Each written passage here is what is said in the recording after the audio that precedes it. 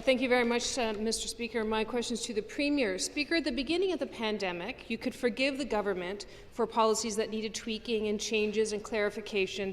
It was an unprecedented time. However, it has been months now, and businesses continue to struggle just to survive in this province. In Waterloo, family-owned virtual reality business Control V are on the brink. They've had no revenue stream for 4 months, plus a lack of clarity around reopening, which doesn't instill confidence. They're $60,000 in debt and trying to stay viable for their 14 employees.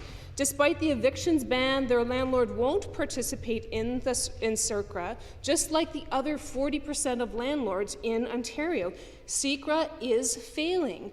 Businesses need a commercial rent subsidy, full stop. And we've heard this from multiple businesses at the Finance Committee. Speaker, is this government willing to let thousands of businesses like Control V go out of business, or will they provide them with the direct financial support which they deserve? They supported us. We need to support them. Minister of Finance. Speaker, I thank the member for that important question. I know that she'll be tuned in to watch the press conference today for the very exciting news because, of course, the ability for businesses to be open is what they want. And to support the health needs, to support beating COVID-19, our businesses and our communities have needed to take the steps that our health professionals required. That's why we provided $17 billion of support, including extensive tax deferrals, ensuring support for business, including support for individuals. The rent program, the commercial rent program run by the federal government, now has over 20,000 tenants, Mr. Speaker, representing over 100,000 employees that work with those tenants, and it continues to grow and continues to have momentum. So, Mr. Speaker, yes, this government will stand with small business, as it has already. And, Mr. Speaker, the most important element of that is going to be the reopening of our economy in a safe and sustainable way. Supplementary question. You know, Mr. Speaker, this government has deferred debt. That's what this government has done, which means that the businesses will go out of business a little later. When they return, they're only going to be generating 25% of their revenue. They're $60,000 in debt.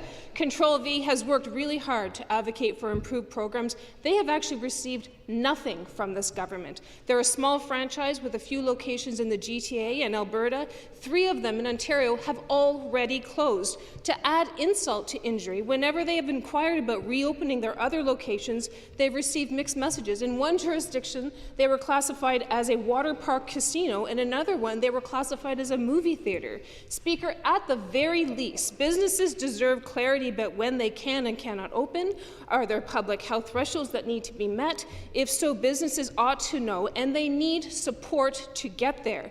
If these businesses fail, we will not recover in our economy. And the #1 ask that we have heard from Finance Committee is a direct commercial rent subsidy, just like our Save Main Street plan. When will this government step up and fight for these businesses?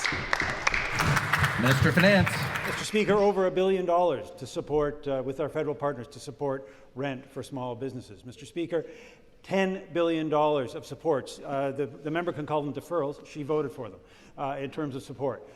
Support, $300 of support from electricity support for your average small business. Mr. Speaker, I take exception with this member is saying that some businesses, like water parks and amusement parks and even casinos, should have been open prior to now. Well, Mr. Speaker, that's not the best advice that we've received from our health professionals. So, Mr. Speaker, we will continue to open Ontario in a safe and deliberate way. I advise that member and the rest of the members of the legislature to tune in for the Premier's press conference. We will not put safety behind the safety of Ontarians, behind what is right for the overall economy. And, Mr. Speaker, what we are supporting is a sustainable reopening. Surely she has seen what's happened in the United States when those kinds of facilities have been opened too soon. And surely, Mr. Speaker, she'll support the Premier today and the announcement that will be coming later in the day. Thank you.